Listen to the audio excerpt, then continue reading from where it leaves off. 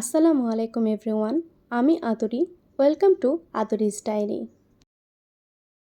রমজান তো চলে এসেছে, আর রমজানের কথা চিন্তা করেই আমি তৈরি করে ফেলছি আজকে থেকেই ফ্রোজেন আইটেম।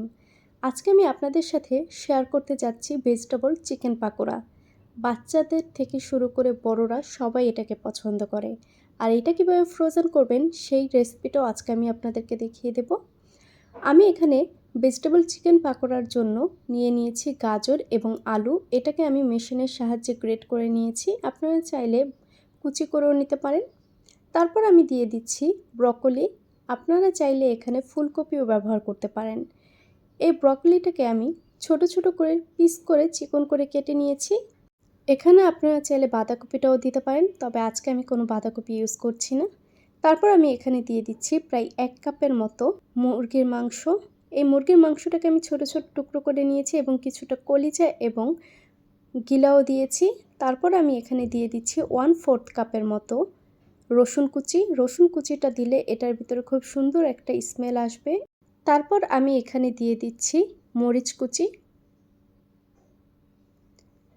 তারপর আমি এর ভিতরে দিয়ে দিচ্ছি প্রায় 1 চা চামচের মতো আদা রসুনের পেস্ট, 1 চা চামচ মরিচ গুঁড়ো, দিয়ে দিচ্ছি 1 চা চামচ ধনিয়া গুঁড়ো,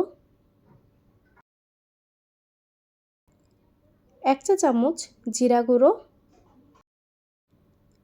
দিয়ে দিচ্ছি হাফ চা চামচের মতো গরম মশলার গুঁড়ো, 1 চা চামচের মতো গোলমরিচের গুঁড়ো, দিয়ে দিচ্ছি 1 চা চামচের মতো লবণ। তারপর দিয়ে দিচ্ছি 1 চা চামচের মতো চিনি। তারপর আমি এখানে 1/4 কাপের মতো দিয়ে দিচ্ছি পেঁয়াজ কুচি, দিয়ে দিচ্ছি 2 চা চামচের মতো সয়া সস, দিয়ে দিচ্ছি 2 চা চামচের মতো ওয়েস্টার সস। তারপর আমি এখানে ব্যবহার করছি ফিশ সস।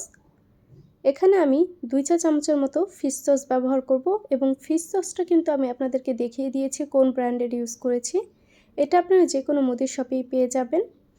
এখন আমি এটাকে খুব সুন্দর করে ম্যারিনেট করে নেব, আর এই পর্যায়ে কিন্তু এই মশলাগুলোকে খুব সুন্দর করে মেখে তারপরে ম্যারিনেট করতে হবে।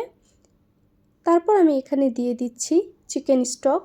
আপনারা চাইলে এখানে এটা অ্যাড নাও করতে পারেন, তবে এটা যে কোনো মুদির শপেই পেয়ে যাবেন।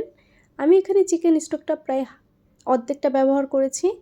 তারপরে দিয়ে দিচ্ছি 2 চা চামচের মতো টমেটো সস, দিয়ে দিচ্ছি প্রায় 1/4 কাপের মতো ময়দা, তারপর দিয়ে দিচ্ছি 1/4 কাপের মতো কর্নফ্লাওয়ার।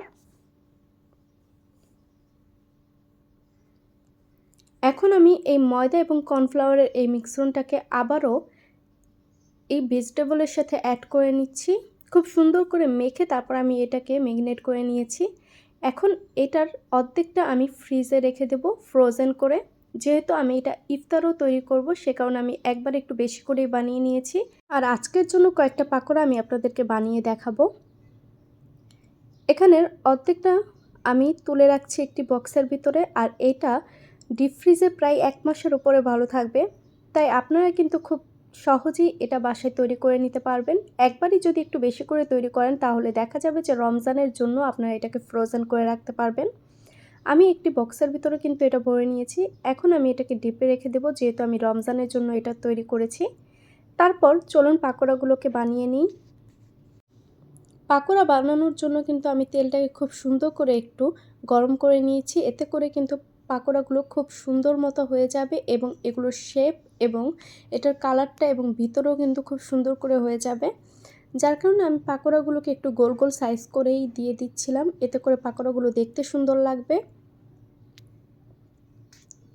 এক পাশ যখন পাকোড়ার হয়ে যাবে তখন আমি এগুলোকে একটু উল্টিয়ে পাল্টিয়ে দিচ্ছি, আর দেখতেই পাচ্ছেন এটার কালারটা কত সুন্দর এসেছে। আর আমি যখন এটাকে ফ্রাই করছিলাম, আশেপাশে আমার যারা ছিল তারা বলছিল যে আমি কি বানাচ্ছি, এত সুন্দর স্মেল এটা থেকে বের হচ্ছিল। আদরিস ডায়েরি মানে কিন্তু সহজ রেসিপি, আর আমি সবসময় চেষ্টা করি আমার ভিউয়ার্সদের জন্য খুব ইজি রেসিপি শেয়ার করার জন্য, এবং তাদের যেন কোনো অসুবিধা না হয় সেই জন্যই কিন্তু আমি আপনাদের সাথে ইজি রেসিপিগুলো শেয়ার করি। আশা করছি আমার আজকের এই পাকোড়া রেসিপিটি আপনাদের কাছে ভালো লাগবে। যদি ভালো লাগে অবশ্যই আমার চ্যানেলটিকে সাবস্ক্রাইব করুন, পাশে থাকা বেল বাটনটিকে ক্লিক করে রাখুন যেন আমার নতুন নিত্য ভিডিওগুলো সবার আগে পৌঁছে যায় আপনাদের কাছে, এবং আমার এই ভিডিওটি আপনার ফ্যামিলি এবং ফ্রেন্ডসের কাছে শেয়ার করুন। দেখতেই পেয়েছেন যে আমার পাকোড়াগুলো হয়ে গেছে, সেগুলোকে আমি তুলে নিয়েছি এবং আরেক পর্যায়ে কিন্তু আমার যে বাকি পাকোড়াগুলো ছিল সেগুলো আমি ফ্রাই করে নিচ্ছি। আর আজকের ভিডিও এখানেই শেষ করছি।